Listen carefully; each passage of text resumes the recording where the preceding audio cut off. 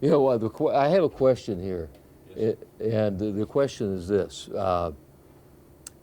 I've always wanted to ask this to someone who is such an amazing, lived to be such an amazing age, but how does it feel to be almost 100 years old?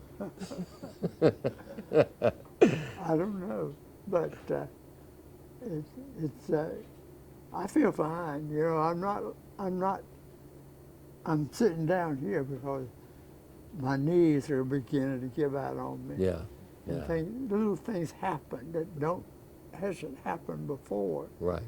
And that's the thing that bothers me, and that's why I walk with a cane, or I got a buggy over here I walk with.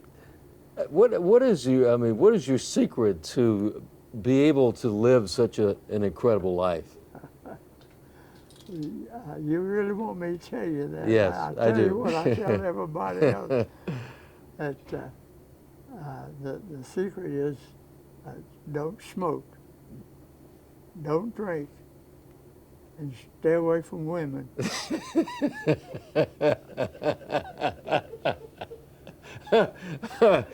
I'm not even going to answer that myself, but that's your answer. And you know, for you to be almost 100 years old, you got to respect that answer. That's fantastic. You've had such an amazing life. You know, I've read. You have, in fact, a book, right? Yeah, My life story. yeah. It's back here in the rack. Yeah, I've read a lot about your life, Mr. Dearmon, and you know, you started out kind of moving around, but settled in Kannapolis in 1935, and been here ever since, right? With the exception of a little break, but World War II.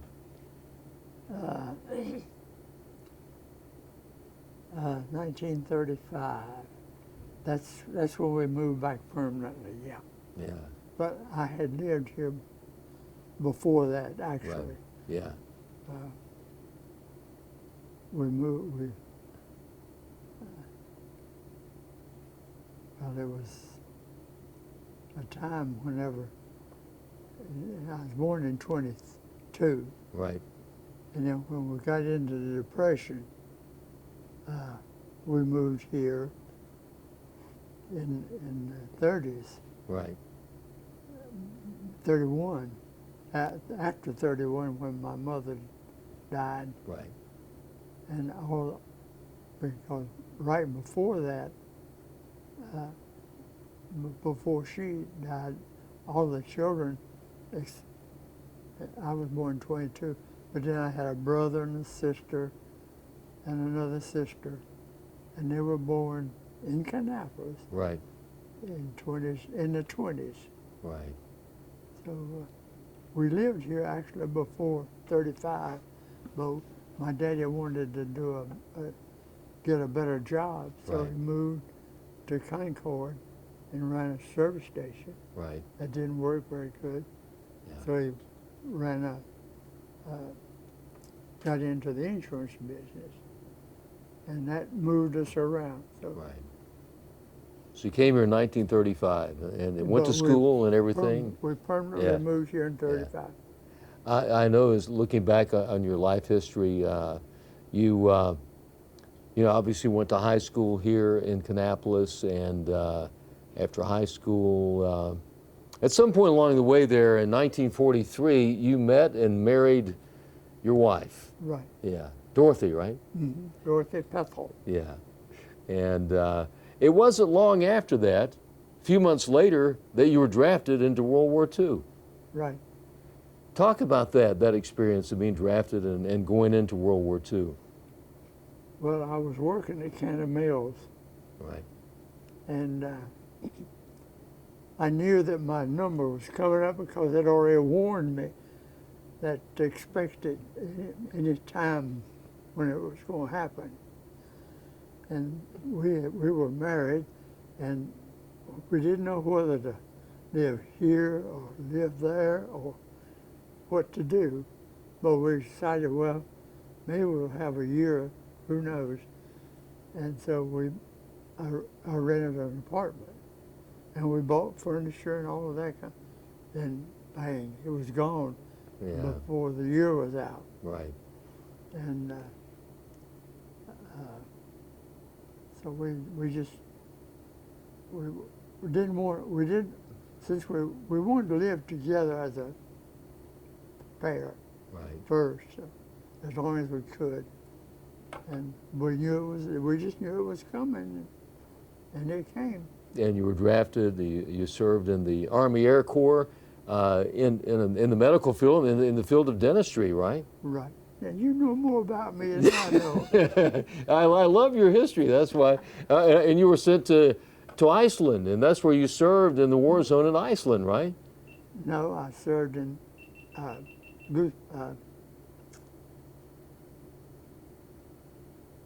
Near Reykjavik. Yeah. Reykjavik, yeah. Yeah. You served there near Reykjavik, Iceland. Iceland's where it was. Yeah. That's where all the volcanic is. Yeah, exactly. And so you served your time there, and came back to the United States, and I served a year and a half there, and I Right. came back to the States and had a 21-day delay en route. I had not been on furlough from the time I entered until I came back from overseas. Right. I did not get back home until at that point. So you came back to Kannapolis, right? Yep, came back to Kannapolis. My wife was here still. She had to go back and live with her parents. Right. Yeah, when I think about, they call you Mr. History of Kannapolis right here. And if there's anybody that knows anything about the town of Kannapolis and this community, it's you. I mean, have you been a student of history? Is that what it's been? I like history. Yeah. And when I was in high school, the students took over the classes one day, and I took over the history class. Right. And taught the class. And taught it. Yeah. Well, it's fascinating. You're such a part of the history of this community, and watching the growth of it. And for 43 years, you were associated with the company that gave Kannapolis its name, Cannon Mills, and you did so many different things for them, right? Well, I was working in the office, Right. and it was referred to earlier as billing and shipping. All orders came in to us, and all shipments left out because we gave them invoices. Right. And eventually we could do all of that with the computers. But we first had to do it manually. And then you became part of that, the computer age, and one of the first when you think about it, because you worked with that amazing UNIVAC computer that was about the size of a room, right? No, it wasn't the size of a room, because it was about this wide, Right. and about twice as long as that. Yeah. Was that the first one that they brought in? That was the UNIVAC, yeah. Yeah. And then there was the large UNIVAC, right? Oh, we had others that came in after that. Right. We kept updating until we got to a big computer. And the very first one was you couldn't get in this room. Yes. But yeah. the later on ones, they slacked down. Right. That's why I was looking around to see. I think we actually have some pictures. So when you think about it, you were one of the innovators. You were there in the very beginning of the computer age, and were a part of all that. Yeah. And you think today what you probably had in that UNIVAC computer is in your telephone today, right? The amount of information you can get, right? Yeah, right. It was amazing that. Well, you really need to go back to the start of me going to Cannon Mills. Yeah. Okay. Because that Mr. Harry Cannon came into the high school Right. before we were even graduated yet. And he said, we're needing 2 men from this class to go into the billing and shipping department of Cannon Mills. Would you like to go? And I said, that's what I was planning to do, was to go into business, and that's what I studied in high school, was business. And so I I did go to work whenever he said that while I was still in high school. I worked, when I got through with my classes, I went to work in this office. And at the end, I went to work, and they were just trying, they didn't have computers then. Right. They only had tabulating equipment, and it was somewhat new. And so they hired me to try to learn to run those tabulators. So you started out the old-fashioned way, Right. with tabulators. That was all hand operation, and then eventually ended up and worked on the big Univac computers. Yeah, we moved in. We got a new building. Right. To put stuff in, and so that's when we bought. That's when they ordered the Univac, the first Univac that Remington Rand put out.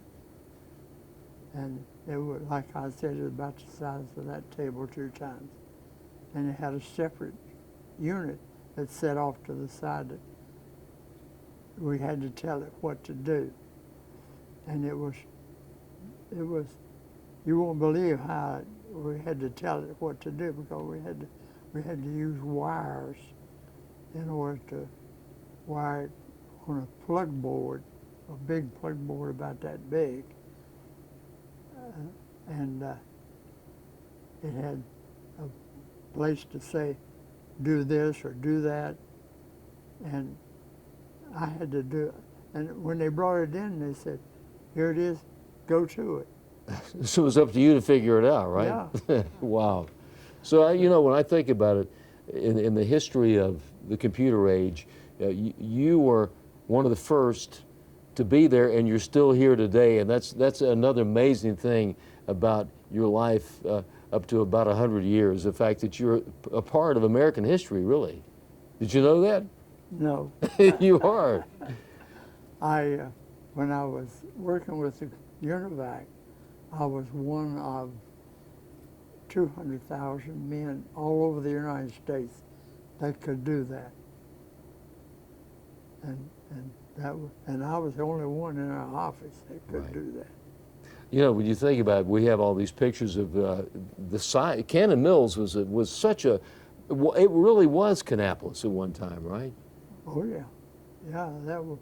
That's Mr. Cannon was asked constantly for places to put businesses, and he kept putting businesses in all around where the mill was, surrounded the mill with businesses.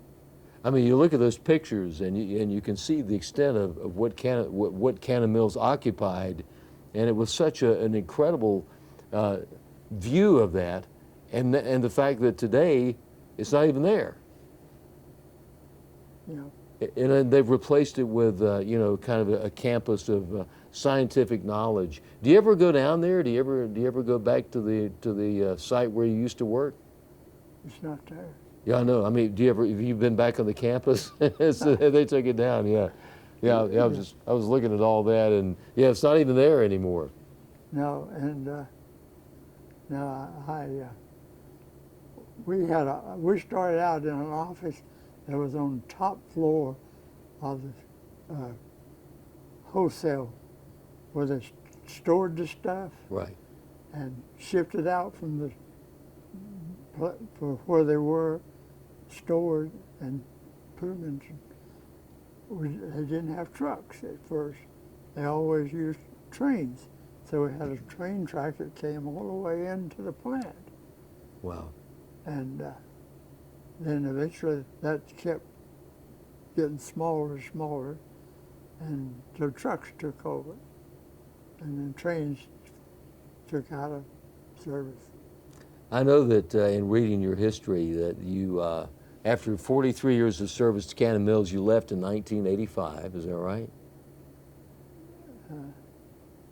Say that question. Yeah. Okay. I know that you you were with Kannapolis almost 43 years, and you left in 1985, and that gave you time to really to that title of Mr. History, to spend a lot of time, you know, looking at the history of the city, and we're in a room here filled with history, and what you want to do is make a you know, like a museum for Kannapolis, right? Yeah, right. That's what we wanted to do. Whenever I got out of there, I didn't want to do computers anymore. I said I wouldn't even have one in my house, but I do. And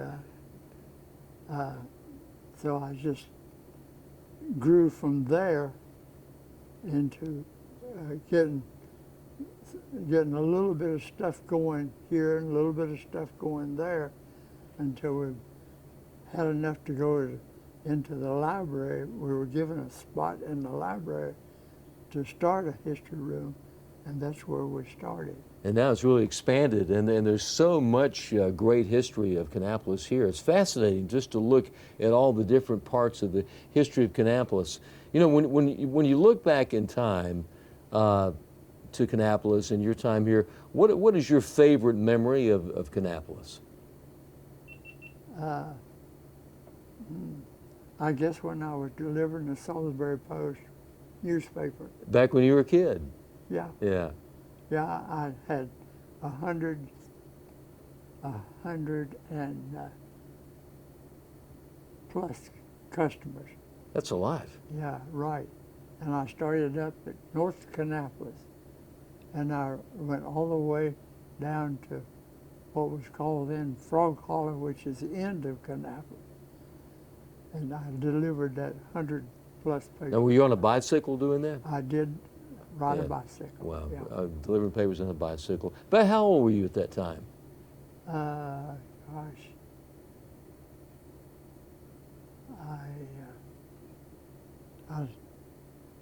I can't think of how old I was.